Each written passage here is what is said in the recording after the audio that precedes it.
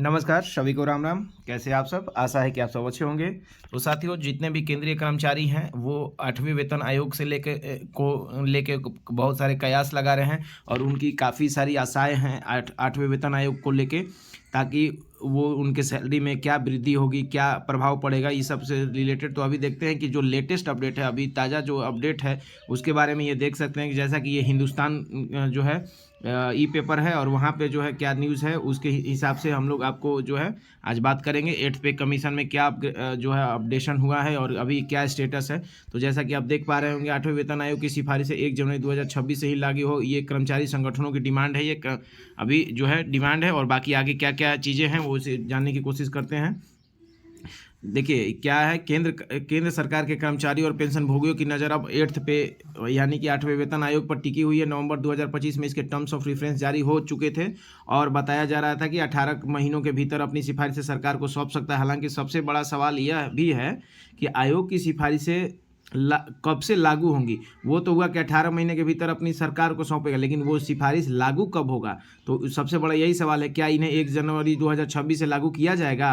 यानी कि 18 महीने ये इसका जो है वो जुलाई 2027 में पूरा हो रहा है, तो 2027 में पूरा हो रहा है, लेकिन इसको लागू जो करना है वो क्योंकि 8th पे कमीशन का लाभ जो है आपको 1 जनवरी 2026 से मिलना था, तो 1 जनवरी 2026 से लागू होगा या नहीं, यही सबसे बड़ा सवाल है। सभी केंद्रीय कर्मचारी और जितने भी राज्य कर्मचारी भी हैं, राज्य सरकार के कर्मचारी, उनके लिए भी ये महत्वपूर्ण होगा, क्योंकि जैसे 8th पे कमीशन जो है केंद्र सरकार में लागू होगा तो उसके बाद ही बहुत सारे जो राज्य सरकार है वो जो है वो 8th पे कमीशन के जो भी गाइडलाइंस है, जो रिकमेंडेशन है, उनको डायरेक्टली जो है अपना लेते हैं। तो उससे जो है राज्य सरकार के कर्मचारियों को भी बेनिफिट होता है। तो इसमें इस मुद्दे को लेकर कर्मचारी संगठनों ने सरकार के सामने अपनी मांग रखनी शुरू कर दी है। क्या है डिटेल, अब जानने की कोशिश करते हैं।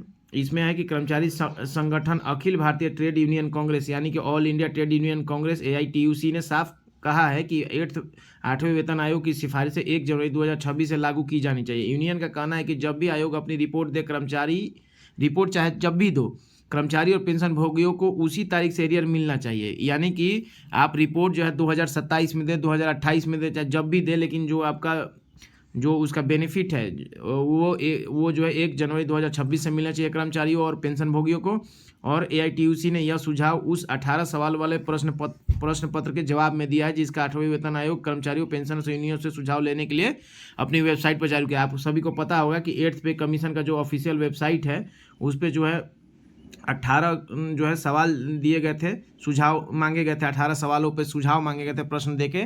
उसमें जो है कोई भी जो है आप वहाँ पे जाके अपना सुझाव दे सकता था और उनका नाम जो है वो गुप्त रखा जाएगा, किसी का नाम नहीं बताया जाएगा। और वो जो है उनका सुझाव जो है आप वहाँ पे जाके अपना दे सकते हैं। उन सब 18 जो प्रश्न हैं उनसे संबंधित सुझाव दे सकते हैं उस पर। तो उसका जो है डेट अभी जो है बढ़ा दिया गया, शायद उसको डेट जो है 31 मार्च तक सुझाव का डेट कर दिया गया है, ऐसा कुछ है मेरी जानकारी में। और अभी देखिए उसके बाद है कि all India trade union Congress का तर्क क्या है, कि इनका तर्क है कि 7वें वेतन आयोग की अवधि 31 दिसंबर 2025 को खत्म हो चुकी है, इसलिए नया वेतन संशोधन उसी के अगले दिन यानी 1 जनवरी 2026 से लागू होना चाहिए। ऑब्वियस ही बात है, अगर सरकार इसे किसी बात की तारीख से लागू करती है तो कर्मचारी और पेंशन भोगियों को भारी एरियर का नुकसान हो सकता है। बिल्कुल नुकसान होगा, क्योंकि मिलना है 1 जनवरी 2026 से। आपका जो सिफारिश जो सौंपेंगे जो वो आएगा आपका 2027 में, जुलाई में, अगस्त में या 2028 में। तो फिर इतने दिनों का जो डिफरेंस है वो उसका तो नुकसान होगा ही। यूनियन का कहना है कि वेतन भत्ते, पेंशन और अन्य लाभों में संशोधन पहले से ही लंबित है, इसलिए इसे टालना उचित नहीं है। जैसे कि आप सभी को पता ही है कि आपका जो DA जो चल रहा है, DA में मर्जर भी नहीं किया गया है और जो महंगाई के हिसाब से जो भी संशोधन हुए तो वो भी सब कुछ अभी पेंडिंग है, क्योंकि 8th पे कमीशन अभी बैठ चुका है और उसकी वजह से। तो जब 1 जनवरी 2026 से लागू नहीं होगा तो फिर दिक्कत हो जाएगी। उसके बाद देखिए पिछले वेतन आयोग का इतिहास देखा जाए तो पिछले वेतन आयोग का इतिहास देखें तो आमतौर पर आयोग अपनी रिपोर्ट देर से देता है, लेकिन सरकार एरियर पहले से तय तारीख से ही देती रही है।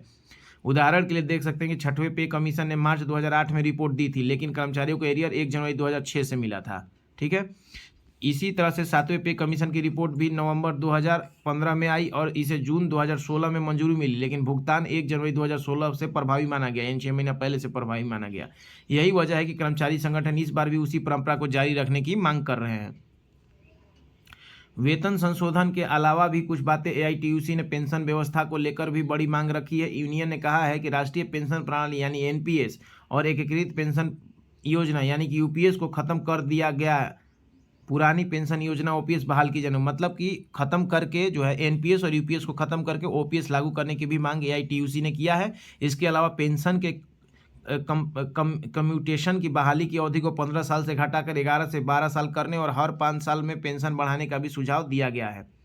यूनियन ने और आगे क्या कहा है कि यूनियन ने यह भी कहा कि बदलते समय के साथ कर्मचारियों की जरूरतें बढ़ी हैं, इसलिए वेतन संरचना तय करते समय परिवार की इकाई को 3 की जगह 5 सदस्य माना जाना चाहिए।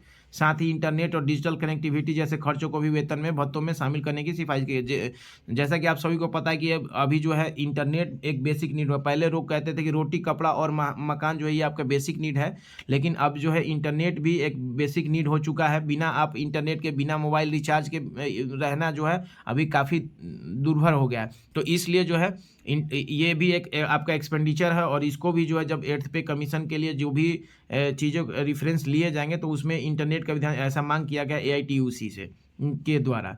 ठीक है, अब देखना है कि 8वां वेतन आयोग इन सुझावों पर कितना ध्यान देता है और सरकार कर्मचारी की इन उम्मीदों को किस हद तक पूरा करती है। तो ये था अभी लेटेस्ट अपडेट यही था कि जो 8th पे कमीशन के ऑफिशियल वेबसाइट पे उन्होंने सुझाव मांगा था 18 प्रश्नों पे, और जो भी कर्मचारी हैं या फिर कोई अन्य मतलब ऑफिशियल्स हैं वो या दूसरे लोग हैं, वो वहाँ पे जाके आप जो है आप सुझाव दे सकते हैं, और सुझाव जो देंगे तो उसमें आपका नाम जो है हिडन रखा जाएगा, उसमें नहीं बताया जाएगा। तो उसके बाद जो है बहुत सारी चीज़ें हैं जिनको लेकर एआईटीयूसी ने मांग किया है, और देखते हैं फिर आगे क्या होता है। बाकी कुछ आगे अपडेट आता है तो आप सभी को बताएंगे। और वीडियो अच्छा लगा हो तो वीडियो को लाइक कर दें और शेयर करें। तब तक के लिए आप सभी का धन्यवाद।